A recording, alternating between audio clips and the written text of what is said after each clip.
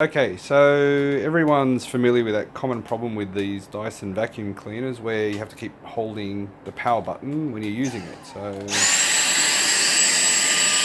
after a while, it becomes a bit of fatigue on your hand, especially if you're doing a large vacuum around the house.